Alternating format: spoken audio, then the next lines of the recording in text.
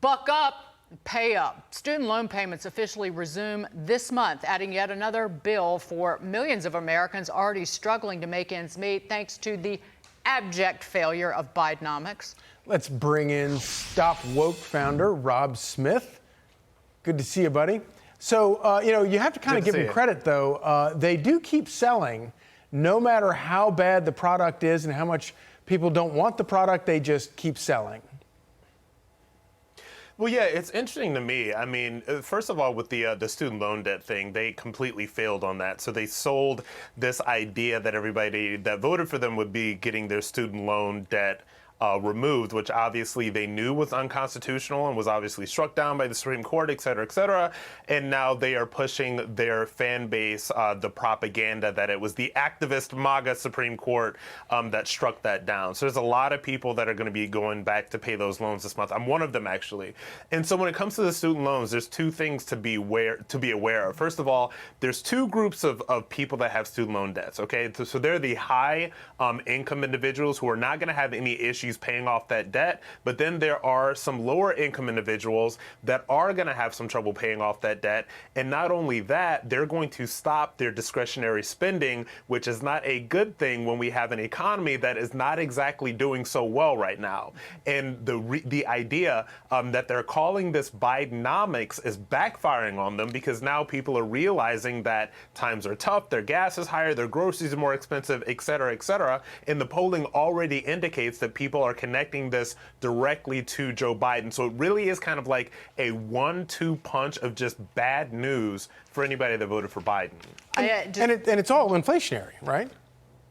Yes. Any additional spending is inflationary. But I would just want to point out that the student loan payment moratorium was a bailout. Right. When you don't pay interest for 3.5 years, and then also there's no interest payment, and then you're inflating away the value of the underlying value of the debt with no interest accruing, the value of your debt declining by the inflation rate. It was a $400 billion bailout. So enjoy. It's called moral hazard. Everybody wants to know where my bailout is now. But you mentioned Bidenomics. The White House loves to tout the success of Biden's signature economic agenda. Listen to this, Rob. Bidenomics, right? It kind of flows off the tongue. I think Bidenomics is clearly working, and it's not just about the here and now, although it's about that too. That is called Bidenomics, and we are very proud of Bidenomics. And as today's jobs numbers make clear, Bidenomics is working.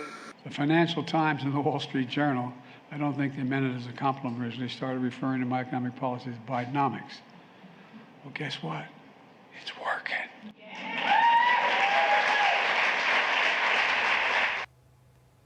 Oh, it's working all right, working to destroy America. And some Democrats, even within his reelection campaign, think that the branding is a disaster, with polls like this showing just a quarter of Americans rate the economy as excellent or good. I mean, Rob, this is, you can't lie about this. I mean, you can lie, they can lie all they want, but people at home can look in their own checkbook and see what's going on.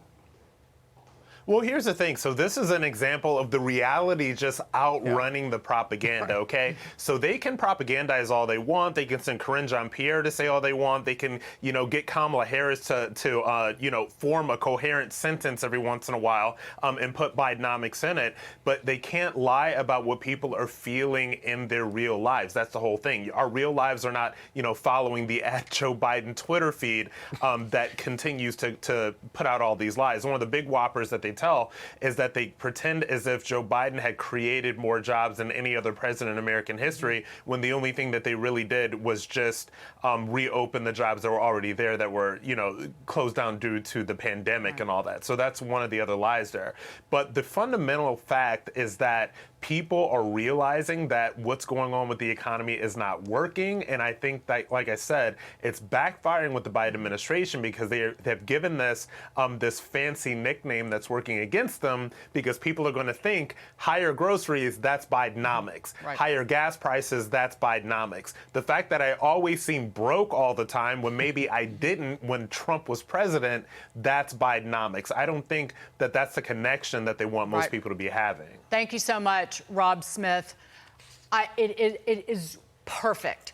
Anything with Biden in front of it, Bidenomics, it's painful to experience. Yep. It's painful to witness. It's confused. It's corrupted with cronyism. It's a perfection. Bidenomics, all of that wrapped into one. That's Joe Biden. It's like Obamacare, and they ran with Obamacare until they got wiped out in 2010. Yep.